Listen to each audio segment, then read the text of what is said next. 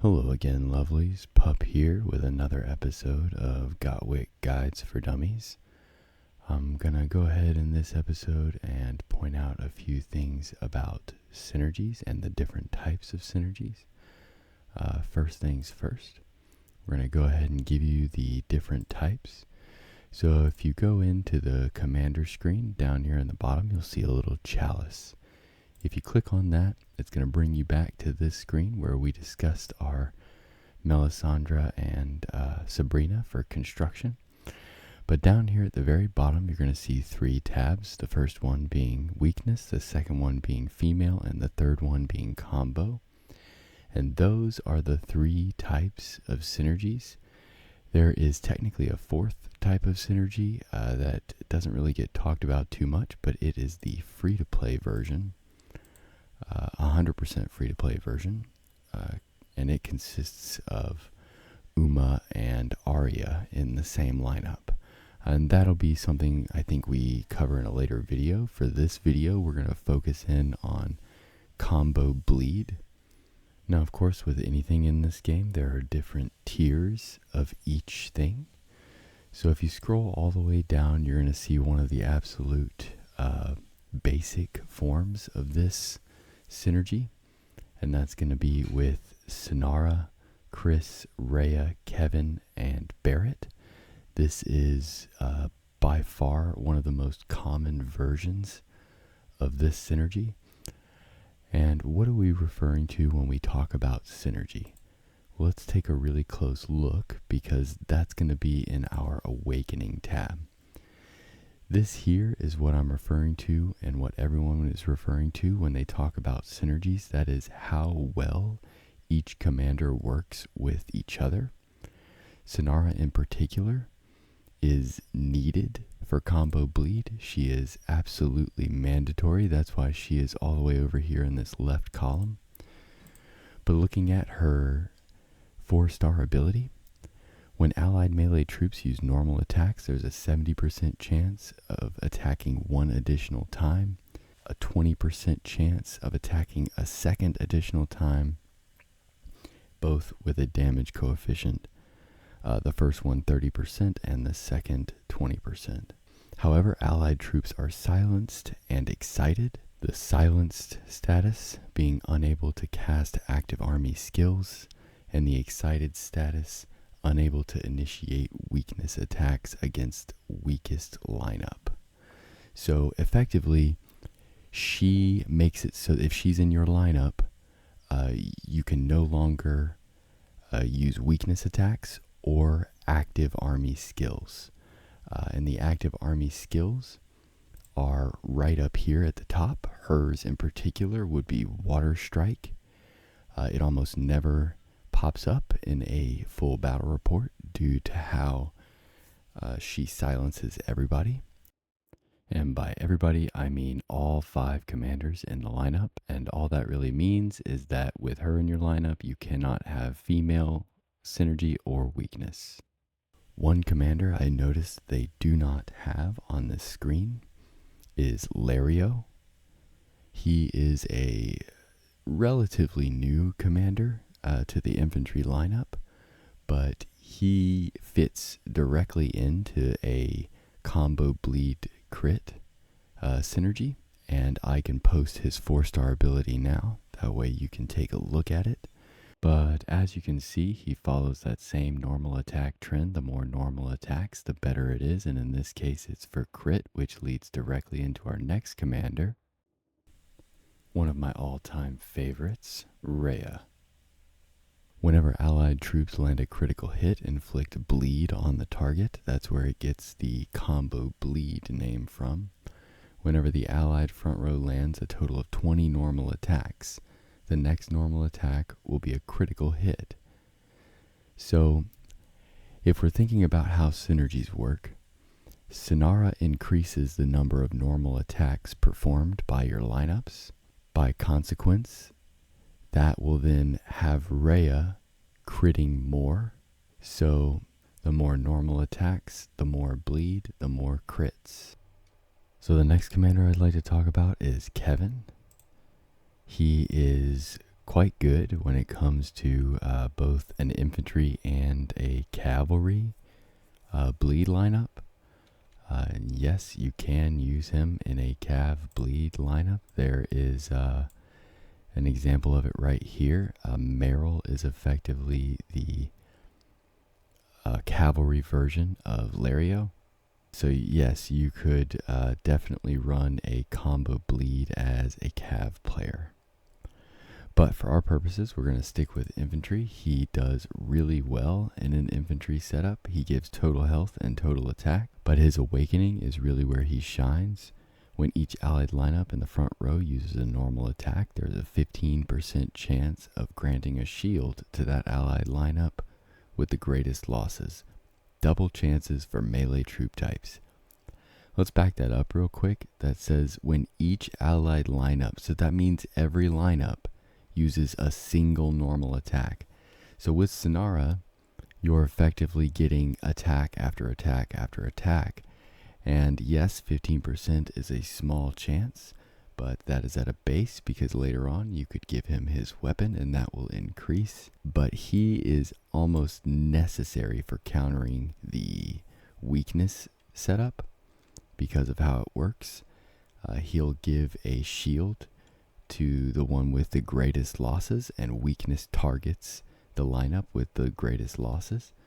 So very, very important to have Kevin in your lineup if you're going to go up against a really strong weakness build. The next commander I'd like to speak about is Barrett. He is also free to play, the same as Lario. You'll see him in the beginner recruitment pass.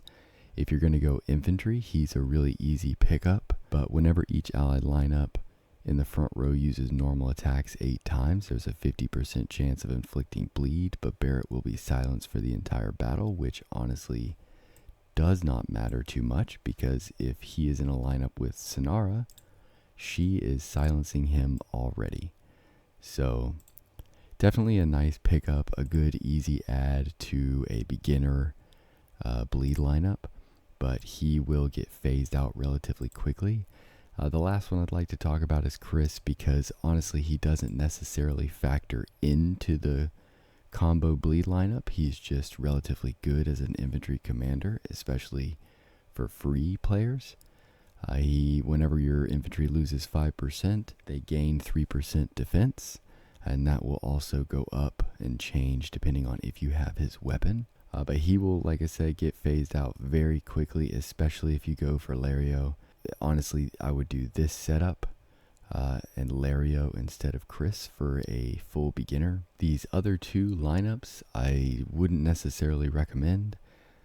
Julian is an okay all-around commander, but he doesn't really fit into the combo bleed synergy per se. He's just a total base attack damage increase, which is always enjoyed, but much better options out there. Now, the next step up from where we were in novice recommendations is going to be the best recommendations.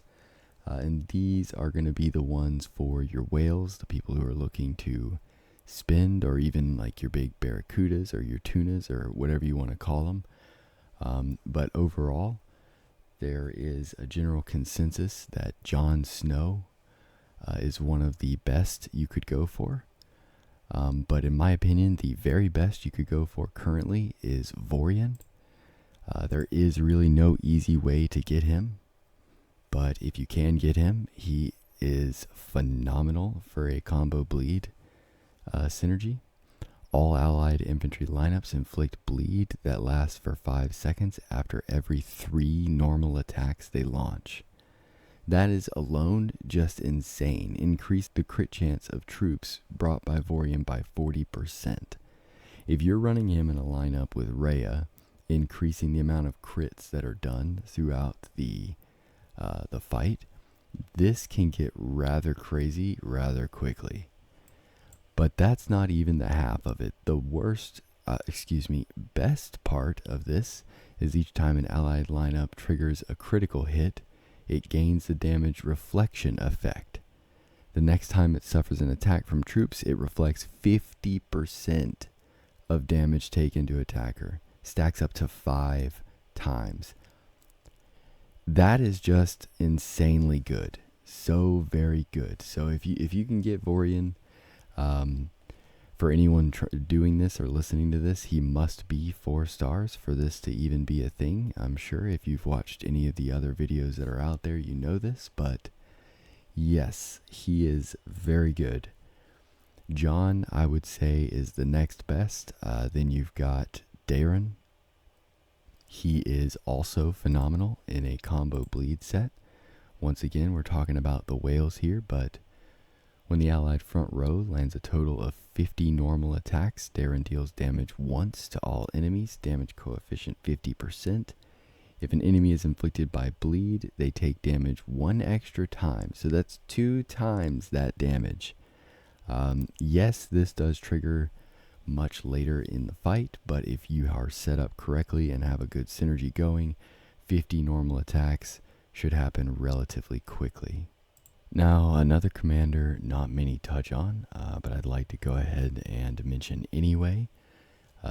Patello can also be slotted into a kind of a funky infantry lineup. He gives relatively decent infantry stats along with total health, and his awakening is not too bad, as is if you have him in place of like a Chris, obviously.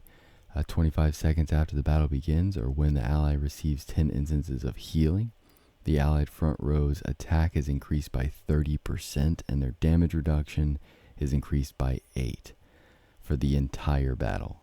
So for the entire battle, meaning the rest of the battle. If you pair him with, say, a Lats Corinne, I'll mention her in a later video as well, and I'll probably try to put up a picture of her. But if you pair him with a Lats, he is going to pop this buff off at roughly 17 seconds. I'm almost positive it's 17 seconds no matter what. But that is pretty good stats that you're going to get if you do not have anyone better to slot in. Now, to see this effect in action and all of your synergy effects in action, you're going to go to this screen here. This report here is against just a regular rebel stronghold. So it's not going to be as effective or as accurate as it probably could be, at least on the enemy side. But for our purposes, this is where you're going to go. You're going to click on the far right tab, Battle Record, and that's going to bring up this section. I sent only infantry to this march, so as you can see, that is the only troop type lit up, and it broke my march down into 5 equal parts. Each commander is given a number, and a corresponding letter is going to be A because they're all infantry, but that is the lineup that it's going to refer to as we scroll down. So Rhea being 1, Sinara being 2, Lario 3, Barrett 4, and Chris 5. Currently, I have advisors attached to several of my commanders, Rhea being one of them.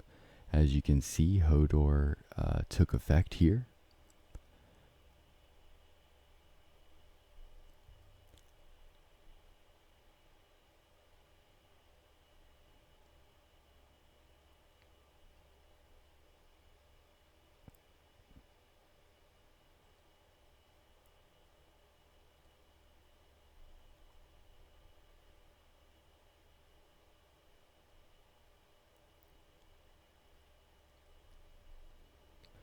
Scrolling down at the 5-second mark, you'll see that the allied lineup A3, which if we scroll back up, we see that is Lario.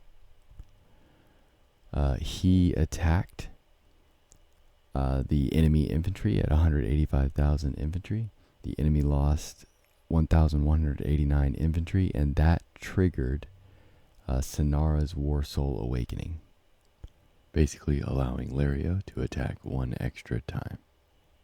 Scrolling down just a little bit more, you'll see it happened again for A2 lineup, which was Sonara herself. She gave herself another attack. As you can see, after scrolling down a little bit more to the next second of combat, it happens again. Ally Rhea uses the War Soul Awakening Daughter of the North, inflicting the enemy A3 lineup with bleed. That normal attack triggered Sonara's War Soul Awakening. See, this happened here because Rhea crit. That attack then triggered her War Soul Awakening yet again, and then also triggering another round of Sonara's War Soul Awakening. As you can see, over time, that can stack up rather quickly, but I will leave you to explore these on your own. You can kind of scroll down. It goes all the way to the 40th second. It depends on the length of the fight. This one in particular, since it was just against a normal stronghold, it went to 40 seconds. For example, if I were to show you the same lineup on a rebel camp, the allotted time is roughly 20 seconds. Yeah, the combat ended after 20 seconds because we absolutely annihilate all the rebel camps. Something I would really love to see the devs add to the game would be higher level rebel camps. That would be super cool. Currently they only go up to level 5, and they've been level 5 for quite a long time. Wink wink devs, but yeah, that would be really awesome. But yeah, I think that's going to just about do it for today, guys. As always, if you liked what you saw and you want to see more, please leave a like, a comment, maybe hit that subscribe button, and we'll see you in the next one.